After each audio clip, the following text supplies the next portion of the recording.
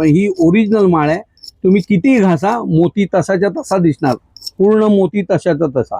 याच्यामध्ये ही ओळख आहे, ही सांण आहे, त्याच्यावर तुम्ही घासू. नमस्कार मंडळी, तर गुरुकृपामध्ये पुन्हा एकदा तुमचे सहर्ष स्वागत आहे.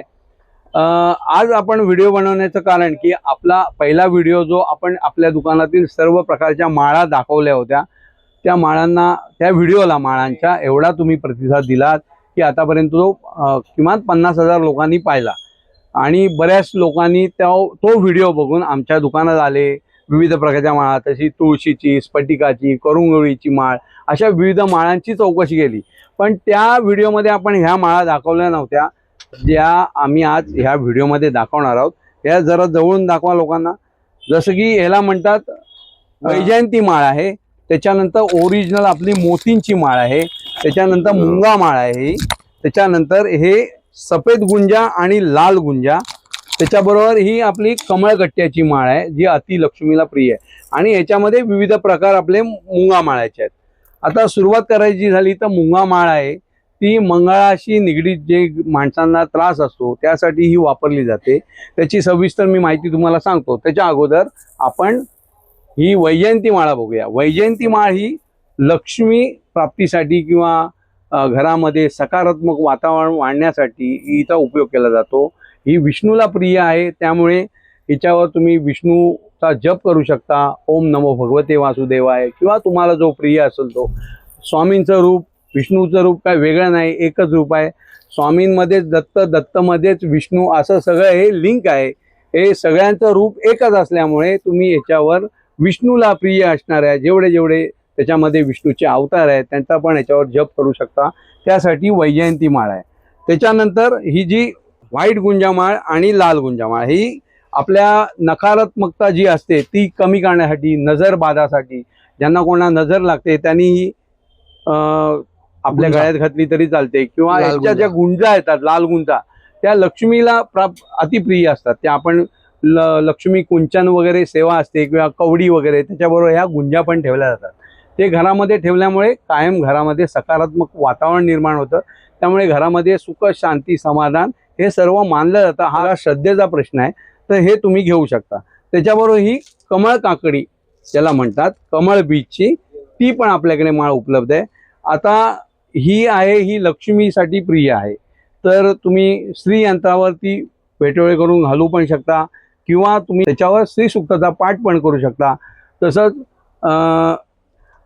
बऱ्याच लोकांची कंप्लेंट असते की माळ लवकर खराब होते किंवा तिला असे किडे वगैरे लागतात. कारण ही नॅचरल वस्तू आहे, हे एक लाकडाप्रमाणेच आहे, त्यामुळे हिला किडे पकडतात. मग ती कशी आपण व्यवस्थित ठेवावी, तर याला कापूर तेल किंवा आपलं कापूर तेल असतो ना, कापुरामध्ये ठेवल्यामुळे याला झुरळ किंवा किडा लागत नाही, बराच वेळ टिकते.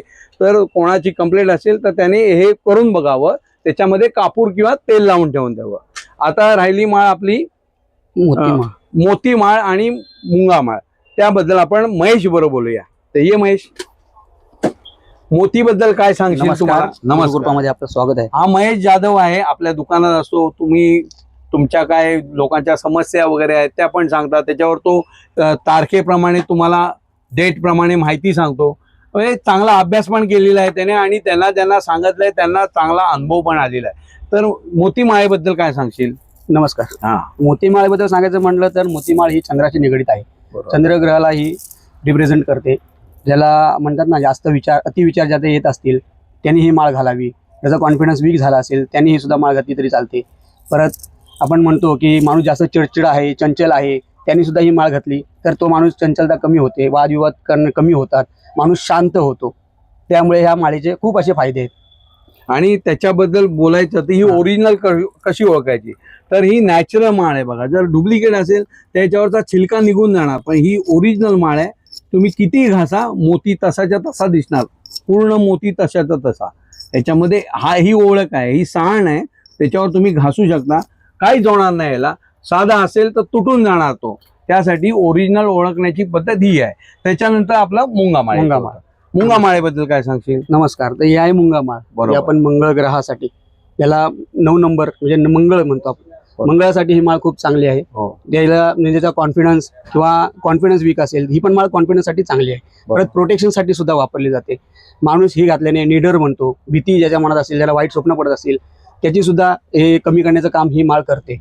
ज्याला खूप घाबरत असेल, म्हणजे रात्रीचा घाबरत असेल किंवा झोपेन दचकत असेल, त्याने ही माळ घालावी. तो निडर बनतो. ही माळ घातल्याने माणूस निडर बनतो. या माळेचं वैशिष्ट्य आहे. आणि एवढंच आहे. मंगळासाठी ही माळ खूप चांगली आहे. उत्तम आहे. तर अशा विविध प्रकारच्या माळा ज्या निवडक आहेत, मंगळाशी निगडीत मुंगा माळ, त्याच्यानंतर लक्ष्मीशी निगडीत कमळगट्ट्याची, नकारात्मकता दूर करण्यासाठी गुंजांची माळ, तसंच मोती हे धन आकर्षण वगैरे. मोती म्हणजे शुभ्रतेचं प्रतीक आहे, चंद्राशी निगडीत आहे, त्यामुळे मोती पण चांगला असतो, तो घातलेला पण उत्तम असतो. तसंच वैजयंती माळ, अशा आपण सगळ्या प्रकारच्या माळा आज तुम्हाला दाखवल्या. जर कोणाला हव्या असतील तर नक्कीच आपलं गुरुकृपा धार्मिक ग्रंथ म्हणणार गणेश गल्लीमध्ये दुकान आहे. करी रोड स्टेशन किंवा लोअर प्रदेश स्टेशन जवळ आहे. तिथून तुम्ही 2 मिनिटात येऊ शकता किंवा 2 ते 3 मिनिटात टॅक्सीन चालत जातात तर 5 मिनिटं. जर तुम्हाला ह्या सगळ्या वस्तू धार्मिक अशा विविध प्रकारची तुम्हाला माहिती पाहिजे असेल तर आमचे आणि पुढचे व्हिडिओ पण तुम्ही बघू शकता. आणि जर तुम्हाला या वस्तू घ्यायच्या असतील तर गुरुकृपा धार्मिक ग्रंथ भंडार या दुकानाला अवश्य भेट द्या. तसंच चॅनलवर नवीन असाल तर चॅनलला सबस्क्राईब करायला विसरू नका आणि जास्तीत जास्त व्हिडिओ शेअर करा. धन्यवाद. श्री स्वामी समर्थ. स्वामी समर्थ.